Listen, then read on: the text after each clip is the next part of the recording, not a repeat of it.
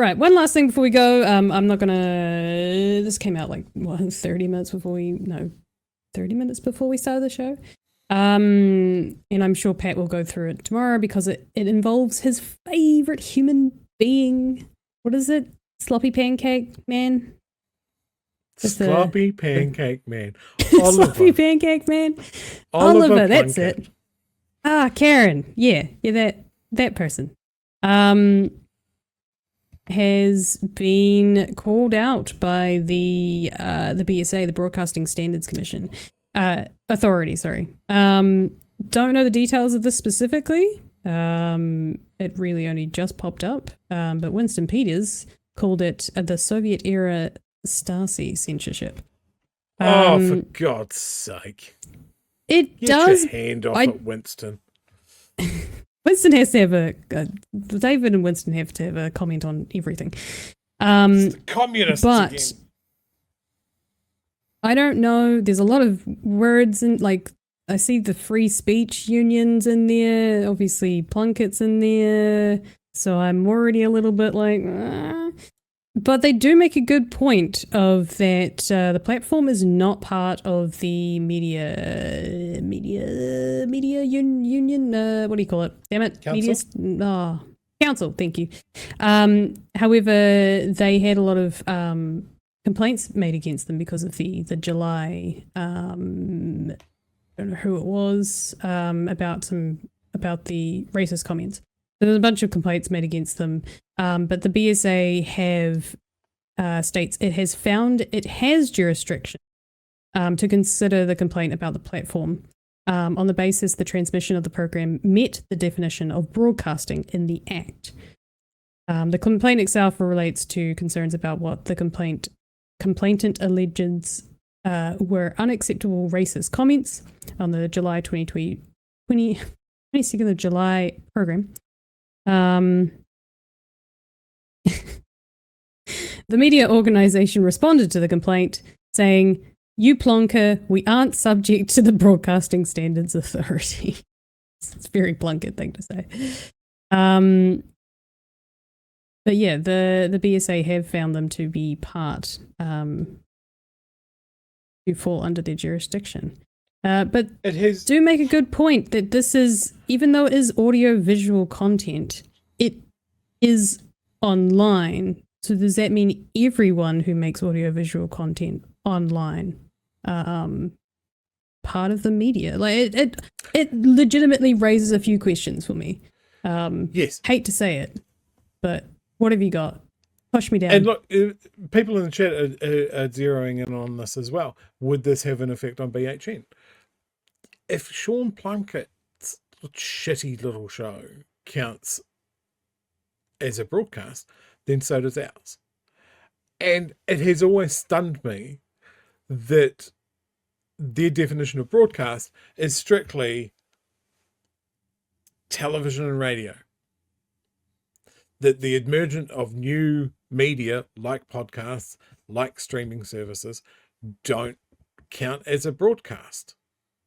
Like, it's not a one-to-one communication. I don't know who I'm talking to now. You know, there's 600 odd people watching us now. I don't know who you are. This isn't tailored content just for you individually. This is a broadcast. Anyone can watch it. So there should be standards enforced. And I think when it's someone like Plunkett who has been a journalist and knows the requirements of being a journalist, the standard that broadcasters and journalists are held to, he knows what he's saying when he goes, well, I'm not covered by the Broadcasting Standards Authority, because they don't know what the internet is. So anything to do with what he's doing, what we're doing, what Reality Check Radio is doing, they're not covered by the Broadcasting Standards Authority either. So you can say whatever you want. You don't have to prove anything. There's no standards. I can sit here and go, I know for a matter of fact that outrageous claim, defamatory statement, racial slur, You know, there's no standard here for what we do. And I think it is important that the Broadcasting Standards Authority realise that they're in the 21st century and they might need to update some laws. I notice the people rushing to Sean Plunkett's defence, Winston Peters, and the breathless, ever moderate David Seymour states, when the Broadcasting Standards Authority was formed by Parliament in 1989, there was no internet. That's not true. Parliament never asked them to police the internet, but now they're going after the platform. They've decided it's their job because of broadcasters' sound and pictures. Sounds like a brave move from them, and I look forward to seeing their explanation.